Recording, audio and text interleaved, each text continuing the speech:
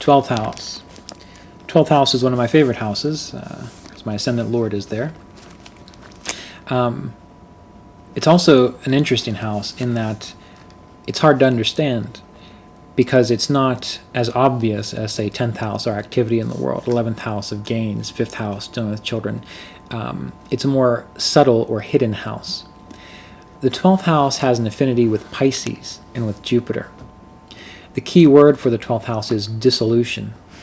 A lot of people say that the 12th house deals with loss, deals with moksha, deals with liberation, after death states. It also deals with expenses. So what we see is that the 12th house shows us, in a way, how we deal with loss, how we understand it. And a key thing to keep in mind, again, referring to the dignities of planets, planets in bad dignity, if we want to keep it simple, the 12th house representing expenses and losses. If the planet's in bad dignity in that 12th house, whatever that planet represents will cause us losses and expenses, but for no good. Meaning that we waste finances, or we waste energy, or we waste time on that particular thing. When we have planets in good dignity in the 12th house, well, then that shows expenses and losses that are good, because we can have good expenses and we can have good losses, just like we can have bad. So you need to remember that, all these houses, there's good and there's bad to all of them. And whether something's going to work well or not just depends on how we work with that house, and that's usually indicated by the dignity. And what does the dignity show with a planet? It shows how we have positively worked with a particular energy in the past, whether it's past lifetimes, yesterday, whatever it might be. And that builds up a habit. So again, seeing that's one of the beautiful things about astrology, is that it's not always easy. But if we can see that in the past, we've had bad expenses on, let's say, Venus, which can deal with bad expenses on women, or Jupiter, men, or we've had bad expenses due to violence, injury, and accident, which is Mars, or we've had bad expenses due to, I don't know, what else could we think of, but you get the idea. If we've had bad expenses in these things, and you tell someone that, hopefully, and they hear it, they can start to somehow make a plan to avoid that. Now, that is a hard thing to do. There have been numerous clients I've had where I've seen really wonderful second houses and 11th houses for gains, but terrible 12th houses, which means that the losses outweigh the gains. And you tell them that, and they know it. They know that they waste money on things. They know that they don't manage their assets well or their resources well. They know it, but something in them just can't help keep them from, spending or wasting time and wasting energy, because they have that habit. So these are all about habits. As I mentioned in previous videos, like being drunk on your karma. And it's a hard thing to shake off, but with practice you can. Now, the 12th house deals with our subconscious and hidden emotional nature. It's the most subtle of all the houses. And planets here you don't always see, hardly ever. You don't project. Remember, the first house, that's what people see when they meet you. 12th house, that's what's going on underneath. And you might not see that at all, ever, in someone, unless you really get to know them. You might not even know it about yourself half the time, unless you really get to know yourself. So it's a very private house. It represents the psyche, and planets here can express themselves on a more spiritual nature, feeding our dreams, our inner worlds, our fantasies, our imagination. Fantasy writers can have a great 12th house. Anyone involved in the fantasy genre of any sort can have a great 12th house. Why? Because to be involved in fantasy, you have to be away from the world. You have to pull back and get internalized, which fantasy, well, that's one level, but it's also moksha and liberation, because in order to experience moksha, liberation, contemplation, you have to be able to let go of all this other stuff and turn within into yourself. That's the way it works. Overall, it's the dissolution of worldly interests, material ambitions, and so people with pertinent or strong 12th houses, they might not be so driven in the world, or obviously driven in the world. They might be more internally driven. The 12th house is also said to relate to sickness, isolation, institution, hospitals, prisons, monastic traditions, secret enemies, confinement, deprivation of liberty. It's also said to be representative of sexual pleasures and secret and clandestine relationships. So all these things that are hidden, you see, the 12th house is a hidden house. So anything that's taking you away from society or behind the scenes or secret or hidden, all that's going to be represented within the 12th house. It represents after-death states, self-realization, salvation, or liberation from rebirth. So if we want to understand, is a person going to suffer due to secret enemies? Is a person going to suffer due to sexual pleasures or clandestine relationships? Look at the 12th house. If we want to know, is someone going to get imprisoned or be hospitalized? Look at the 12th house. Are they going to be involved in a monastic institution or self-realization? Look at the 12th house. The more positive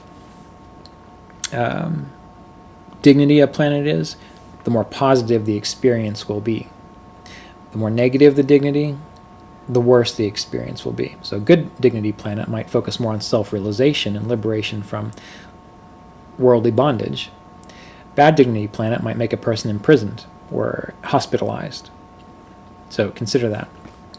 And the 12th house is a lot of fun. In this manuscript for the Art and Science of Vedic Astrology 2, one of the things that I do go over are placements of house lords within each house. And so it treats, for example, the 12th lord in the first, or the first lord in the 12th. And all of this goes over bhava yogas. So Parashara's bhava yogas, that's what these are based on. You can find a lot of these in Brihat Parashara Hora Shastra.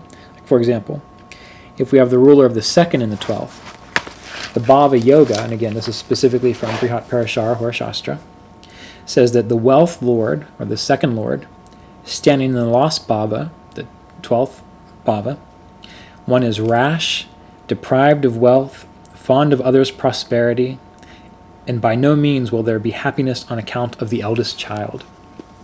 So that's what the old texts say.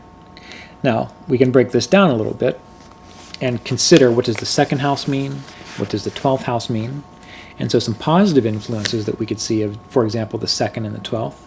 A person might work in warehouses, again, working away from the world. They might spend money on travels to distant lands and pilgrimages, or spend money on worthy spiritual causes. Why? The second house is a wealth house. The person could support educational and correctional institutions. They could be monastic, introduced to spirituality when they were a child. Why? Because the second house deals with childhood. They can work in hospitals. They might only speak when necessary, so they conserve their speech. They can benefit from vows of silence and fasting. Again, this is if the second lord is in the 12th, and a lot of this we would have to qualify by whatever planet it was. For example, benefits from vows of silence and fasting. Well, that would be more indicative if it was Saturn, because Saturn is more inclined to vows of silence and fasting.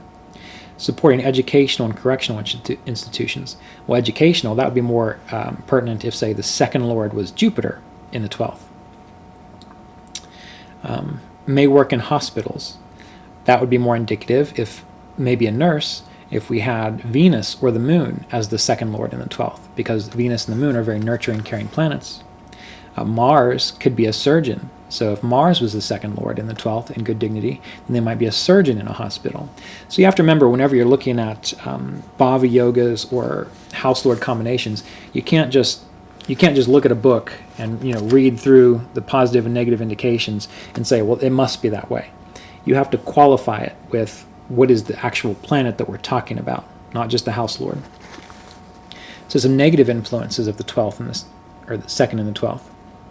It can make a person have many expenses because they're wasting their money. The eldest child can cause hardship and suffering. One can live off another's charity. They can be impatient. They could lose things due to their speech, waste money trying to get enlightened, prone to fines and penalties, spends impulsively, has difficulty providing for one's family, sleep and dreams are disturbed by food. So if you've ever known anyone who they always have bad dreams or they don't sleep well because they eat too late or they can't digest their food well, maybe the second lord is in the 12th and maybe it's a negative dignity planet, Mars or something of that nature. So we need to keep all of this in mind. Now, to refer back to the 12th Lord in the Vargas, if we consider the Dasumsha, well, with the Dasumsha, the 12th house, pardon me, not the 12th Lord, but the 12th house. The 12th house can show the results of our enemies within our work, towards our status, towards our career. It can show the results of our struggles to improve ourselves. The losses that we take due to our activity in the world or our status, and that which causes loss to our career. Again, that's the 12th house within the Dasumsha, the D10. Within the Navamsha, the 12th house can show the expenses and loss created through walking our path, being on our path, following our Dharma. It can show how we manage loss within relationships, within dharmic relationships, marriages. It can show the end of the path of marriage. Oftentimes, 12th Lord or 12th house activated in the Navamsha can show an end or a loss to a relationship, or getting lost on our path. If you've ever yourself or have known anyone who they're on their path and all of a sudden they just seem like they're lost. They can't see straight. They don't know what's going on or what they're doing. Well, possibly the 12th house within the Navamsha, the 12th Lord in the Navamsha is getting activated. And the 12th house in the Navamsha can show the results of the struggles on our path. Our struggles can be good. Our struggles can be bad. But the 12th house and the 12th Lord will show those results. Okay.